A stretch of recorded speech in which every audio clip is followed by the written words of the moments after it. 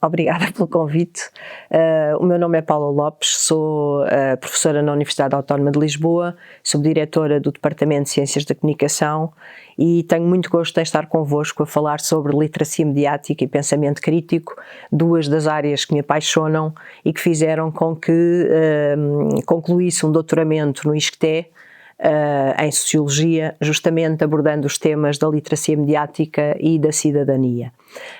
Pertenço ao Centro de Investigação da Universidade do Minho e aqui ao Centro de Investigação também, ao Núcleo de Investigação na Universidade Autónoma de Lisboa. Fui jornalista durante uns quantos anos. Depois passei para o lado institucional, estive em departamentos de comunicação de empresas, dei aulas de jornalismo em vários locais, formação em jornalismo, fui consultora a nível de comunicação, organizei muitos eventos, dezenas de eventos, e acho que, para começar, uma breve biografia, acho que é isto. O pensamento crítico é uma competência central, é uma competência essencial para se conseguir sobreviver no século XXI. Na minha opinião, traduz a qualidade de pensamento, ou seja, a capacidade de conseguirmos formular questões e tomar decisões, ou seja, resolver problemas em contexto, problemas que acontecem de facto no nosso dia-a-dia. E essa resolução de problemas deve-se naturalmente à reflexividade e à autonomia. Traduz uma qualidade de tomar decisões, de saber dar as respostas adequadas, e essas respostas são respostas sociais, são respostas emocionais ou outras, sempre acionadas pelo sujeito em contexto, como disse, mas são respostas também que dizem respeito a ter abertura de espírito, a conseguirmos pôr-nos no lugar do outro, a conseguir ouvir o outro, a conseguir ouvir opiniões diferentes da nossa, sair da nossa bolha e, portanto, de alguma forma desenvolver a empatia. Este é um processo deliberado e, portanto, é um processo lento, é um processo dinâmico, um processo que dura toda a vida, ou seja, tal como as competências de literacia mediática, o pensamento crítico não é alguma coisa congelada que se aprenda e que fique solidificada, é alguma coisa fluida que temos que ir desenvolvendo ao longo da vida, porque a vida muda, não é? Os contextos mudam, as situações mudam e nós temos que conseguir adaptar-nos à sociedade, aos tempos, e daí esta minha preocupação. O pensamento crítico é, aliás, um dos vértices da estrutura da aprendizagem para o século XXI, e eu digo-vos quais são os outros: a colaboração, a comunicação, a criatividade e o pensamento crítico. Portanto, acho que a vossa primeira pergunta faz todo sentido e acho que introduz tudo o resto.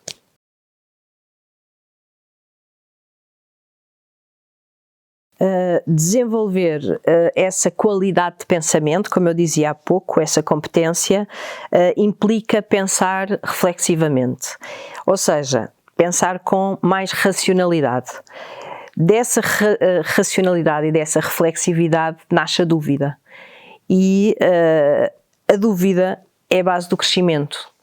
Sem dúvida não crescemos. Não é? A dúvida é a base do crescimento individual, mas é também a base do crescimento social, do crescimento académico. Não é? Se não há dúvida, se não há pergunta de partida, se não há questões, não é? Nós não podemos evoluir. Ora, numa sociedade impregnada por média, numa sociedade altamente mediatizada, onde a informação flui a todo momento, onde a informação circula a uma velocidade estonteante, onde há uma aceleração brutal da nossa vida, do nosso tempo mediático, e necessariamente há associada a esta aceleração uma falta de atenção e uma falta de tempo para conseguir discernir e ter essa racionalidade, essa qualidade de pensamento. Nesta perspectiva, o pensamento crítico é um dos recursos mais importantes para conseguirmos sobreviver, para conseguirmos escolher o que é importante ou não é importante na nossa vida, para a nossa vida. E o que é importante? É importante questionar agendas, é importante questionar os menus mediáticos que os órgãos de comunicação nos dão e que não raras vezes repetem a miúde e se copiam uns aos outros. É necessário questionar o que é notícia ou o que não é notícia, é necessário perceber quem fala e por que fala, tendo sempre em conta que a fonte é sempre uma parte interessada. É necessário perceber que grupos estão ali representados e porque é que temos sempre os mesmos grupos representados, porque é que há grupos que ficam sempre de fora quando falamos em média. Há sempre grupos que estão desprotegidos ou até não representados e naturalmente há que perceber as relações entre média, política e economia. Sem perceber este vértice não conseguiremos perceber grande coisa do que se passa na sociedade mediática hoje em dia. Naturalmente que com o advento da internet e a massificação de participantes, não é? Com os tais prosumers de que nós falamos muito na academia, naturalmente com o aparecimento dos médias sociais, em particular as redes sociais, mas também com a consagração e a massificação das tecnologias móveis e do acesso móvel à informação, emergem novos problemas, emergem problemas que têm a ver, por exemplo, com o consumo rápido de informação sem questionar de onde vem, a partilha sem duvidar, que é um dos principais problemas, obviamente, que encontramos, é partilhar aquilo que encontramos sem sequer duvidar se estamos a partilhar uma informação verdadeira ou falsa, e, portanto, associado a isto, há também novos riscos.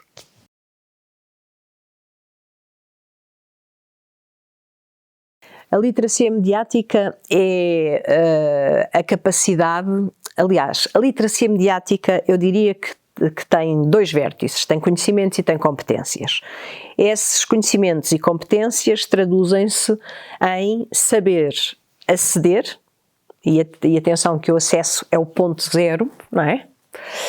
Saber aceder, saber analisar, interpretar, saber analisar criticamente, e voltamos ao pensamento crítico, de que vocês falavam no início, e saber criar comunicações em contexto. Portanto, ao fim e ao cabo, tudo isto implica o quê? Implica responsabilidade, implica empoderamento, no sentido de quem tem mais competências, quem tem mais conhecimentos, competências, capacidades, o que vocês quiserem, de literacia mediática, à partida terá mais facilidade em lidar com os média, perceber, por exemplo, o que é desinformação, perceber o que pode fazer com a comunicação mediática no seu dia-a-dia, para que é que serve?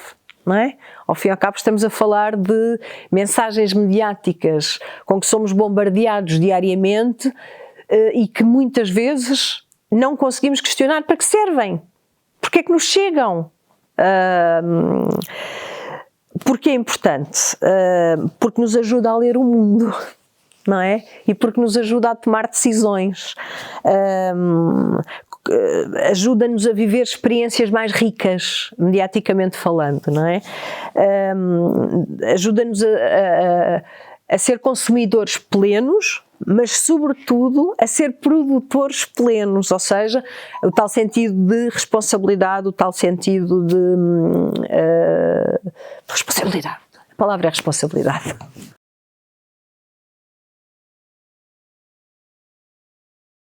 Eu diria que eu agora vou englobar o pensamento crítico como um dos vértices da literacia mediática. A falta ou déficit de literacia mediática torna-nos mais frágeis, não é? Porque nos torna menos esclarecidos, menos analíticos, menos reflexivos, logo cidadãos com menos competências de literacia mediática serão, à partida, cidadãos mais manipuláveis, menos participativos, e todos os estudos têm dito isso, não é? Têm indicado neste sentido, menos interventivos. O que é que eu quero dizer com isto? Se não questionamos, somos menos cidadãos.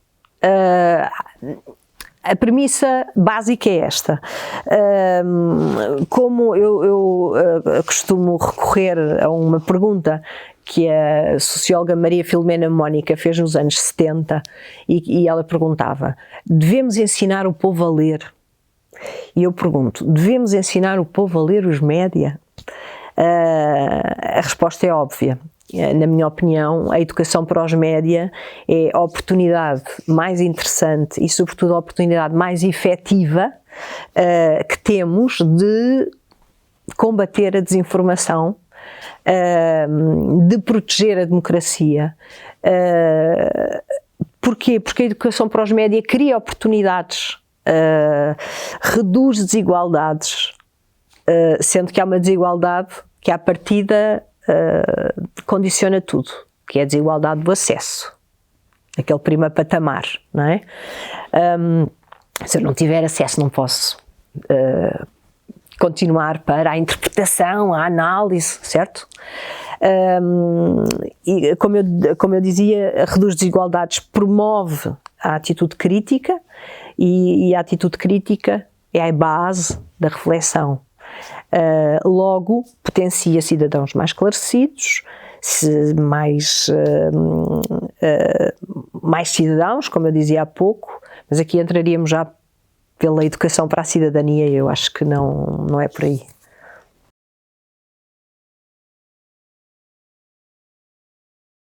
A literacia mediática promove-se de várias formas, tem vários vértices, várias possibilidades de promoção, mas há uma que me parece a mais natural e a mais óbvia, e é que a maior parte das pessoas menospreza, que é a promoção na família. Muitas vezes as pessoas não conseguem fazer essa promoção porque elas próprias não têm capacidades, não têm conhecimentos, não têm competências de literacia mediática. Mas também muitas vezes as pessoas que têm essas capacidades, essas competências de literacia mediática, como que pretendem que a escola faça tudo.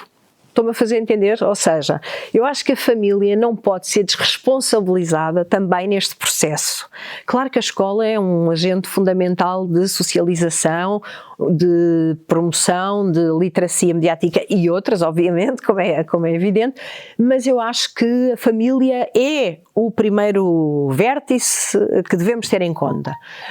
Quando nós temos filhos, a primeira coisa, e se temos pelo menos algumas dessas competências de literacia mediática, aquilo que devemos fazer, na minha opinião, é tentar acompanhá-los a ler o mundo, não é? Tentar fazer com que eles percebam que nem tudo aquilo que recebem nos tablets, nos telemóveis, quando estão no restaurante e nós estamos a jantar calmamente, fica aí com o telemóvel enquanto nós jantamos. Temos que ter alguma atenção. Depois da família, claro, como eu dizia, a escola, desde logo os próprios média, são importantes atores neste processo que devem promover a literacia mediática, e em Portugal há casos óbvios como o Público, que agora voltou com o Público na escola, que foi uma ação desde o início da fundação do Público, uma ação de literacia para os média muito interessante e que felizmente voltou. O Media Lab é mais outro exemplo a nível de Portugal. Temos a nível supranacional uma série de instituições que trabalham isto, como a União Europeia, o Conselho da Europa, a Unesco, que acaba de lançar agora, recebi há pouco, um novo manual sobre literacia mediática e da informação, que até está também em português, a OCDE. Portanto, há uma série de entidades que podem trabalhar, a sociedade civil, a DECO, lembrei-me agora da DECO, que também fez uma série de ações de literacia mediáticas e que acho que continuam enfim, em campo, umas ações que chamaram Net Talks.